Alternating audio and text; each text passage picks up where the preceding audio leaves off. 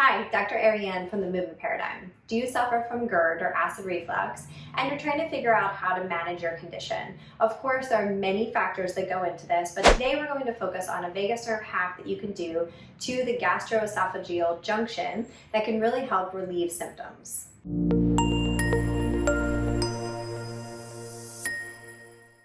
It's important to remember that when we are in a stress state, we have blood flow that's moving away from the digestive tract. So in order to be able to digest optimally, we have to be in a parasympathetic state, i.e. rest and digest. So stimulating the vagus nerve via the digestive tract, performing visceral releases, can be a really impactful technique to managing and treating your condition. So the gastroesophageal junction is connecting the esophagus to the stomach. We want to remember that the esophagus, the stomach, the digestive tract is innervated by the vagus nerve.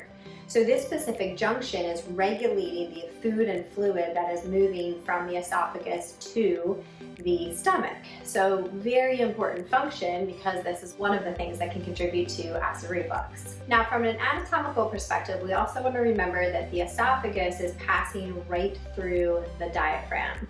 So as you're performing the exercise, diaphragmatic breathing is very important before, during, and after to be able to calm the nervous system down, to be able to optimize the esophageal mobility, because if the diaphragm is restricted, then that means that could compress the esophagus as well. Now, to perform the technique, you're going to move down the sternum here, and you'll go right under the xiphoid process, which is the end of the sternum, right below it. Now, while lying down and you're performing this exercise, you're going to gently press into the tissue. Now, you might already feel some tenderness. That is quite common and quite normal. So once you've actually felt the tissue, then you're going to traction the tissue down and to your left. So we're moving towards the stomach.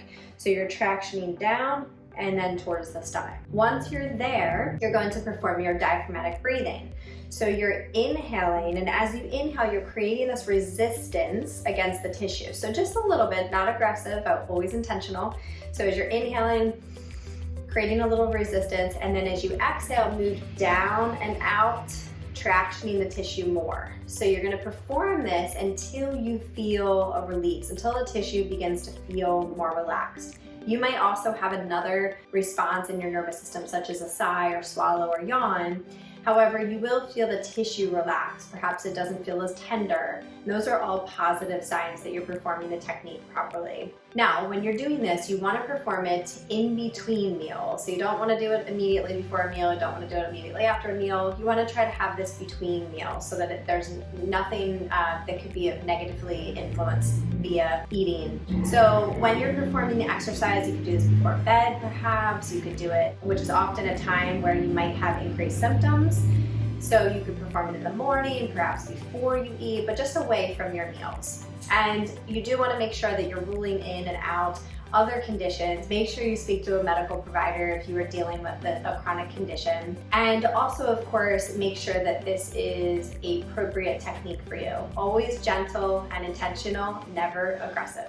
Please make sure to check out all of our other vagus nerve hacks that can help you really optimize your health and longevity. And of course, make sure if you liked this, give it a like, give it a share, and subscribe to our YouTube channel, The Movement Paradigm, for weekly tips on mindset, nutrition, and movement.